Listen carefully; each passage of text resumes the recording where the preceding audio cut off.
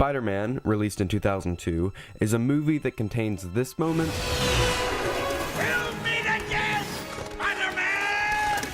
and also this moment.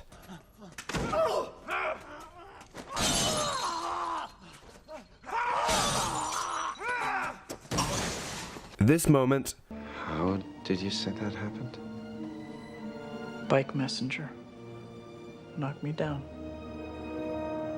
And also this moment.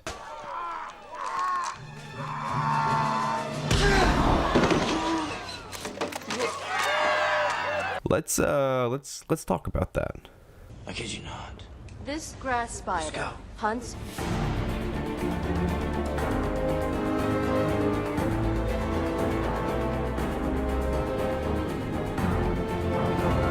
Spider-Man is one of my favorite superhero movies. In fact, it might be my favorite superhero movie. It was one of the first mainstream, big-budget comic book movies, and it played a massive part in ushering in our current cultural obsession with them. It proved that the genre could be popular, make money, and result in great movies. Today I want to take a look at how the movie balances itself between the tones of seriousness and being big, cheesy, and fun. Balancing those two tones is no easy task. They create a juxtaposition of sorts, but that doesn't mean that they can't inhabit the same movie.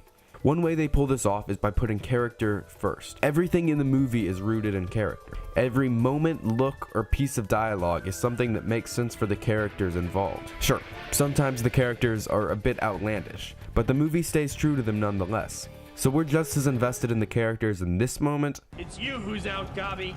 Out of your mind. As we are in this moment. What about my uncle? Did you give him a chance? Did you? Speaking of segues, another reason is the director Sam Raimi. He has a very particular style of directing. Across his movies, he's never been afraid of injecting cheesy moments into his stories. While over-the-top elements might scare away a lot of directors, Raimi does the opposite. He loves these types of moments. He takes them in stride and finds a way to weave them into his story and create a world where those kinds of moments are at home. He threads those elements through his stories with such skill and nuance that they don't stand out or ever feel out of place. I believe that Sam Raimi strikes the chord of being believable and still corny better than any other director can. Under a different director, there's no way the movie could strike the balance as well as it does. A great example of this style can be found in the Evil Dead franchise. With those movies, Raimi is able to balance classic B horror film elements, terror, and the fun of an action movie all in one. I believe that this skill of Raimi's is the single greatest contribution of his to Spider-Man. The last reason I'll touch on today is how Spider-Man stays true to its inspiration. Spider-Man, more so than almost any superhero movie, to me, feels like a comic book come to life. This is partially achieved through aesthetic choices like the bright color palette and the 1:8:5 aspect ratio to emulate the look of a standard comic book panel. But the biggest thing the movie takes from the source of comic books is tone. Comic books are known for having huge, ridiculous moments and stories, but if you look closer, they also contain a lot of very sincere, dramatic, and dark moments. Throughout the years, the medium has done a great job of balancing the two. This movie does the same, and it even shares some of the moments themselves from the comics. Staying true to the inspiration for the story plays a huge part in it being able to balance the two tones.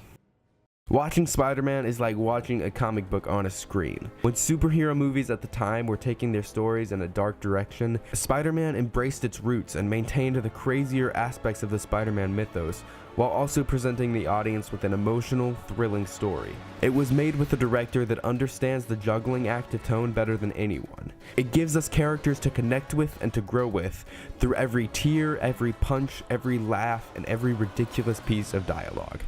And that is the balancing act of Spider-Man.